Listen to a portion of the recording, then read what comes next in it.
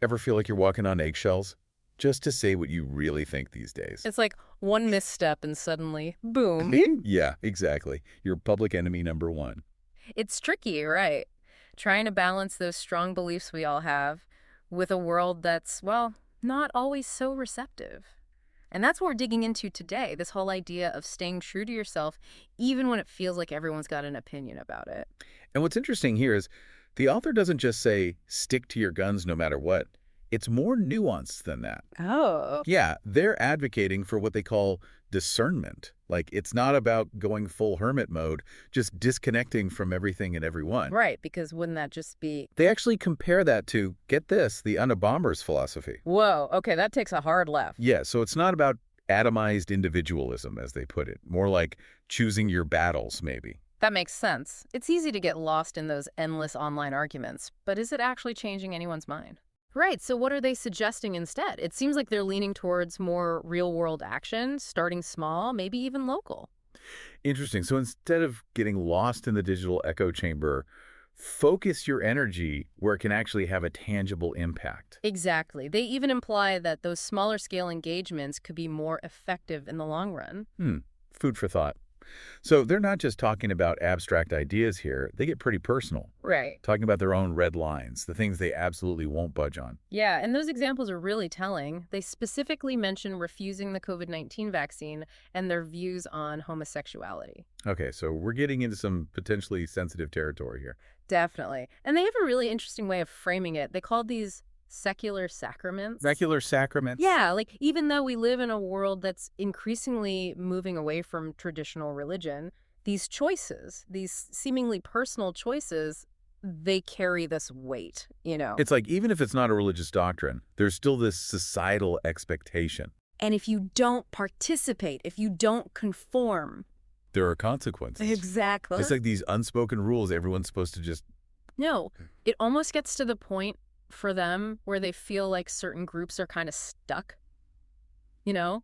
Like they're being shut out of the conversation completely. Because if you even try to voice your opinion, It's like you're automatically labeled as a problem. even if you're not actually doing anything wrong. Exactly. And they use some pretty heavy examples to back this up. Like what? Well, they talk about the Charlottesville verdict, for one, and the government's whole reaction to January 6th. Okay, so they're talking about How certain forms of political organization, especially on the right, are facing some serious pushback. it's like even trying to have a conversation about certain topics. It's seen as a threat Right, and they're drawing a parallel here to to historical events like Waco and Ruby Ridge. intense.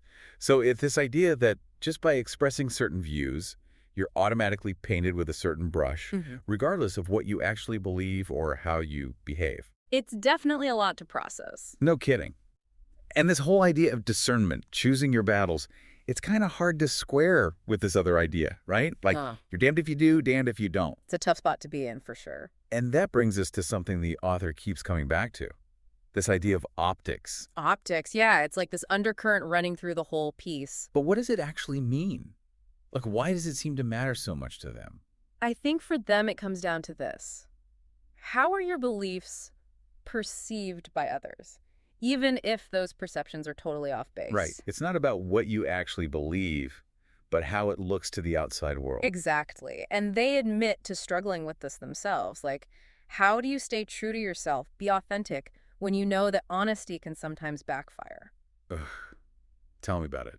It's like you're constantly policing yourself, right? Like, okay, can I say this out loud or is this going to start World War III? It's exhausting. Totally. Yeah. And the author even gives these concrete examples to illustrate this optics dilemma. They compare how people react to, say, someone wearing a MAGA hat versus someone displaying hammer and sickle imagery. Interesting. Because on the surface, They're both expressions of ideology, right? but one is often seen as way more provocative than the other. And whether you agree with that or not, it shows you how powerful optics can be. Totally. It's like the messenger can overshadow the message completely. You can almost feel the author wrestling with this, right? Like, what's the point of having these deeply held beliefs if you can't even share them without causing a meltdown? It's like they're trying to figure out, do you soften your message to fit in?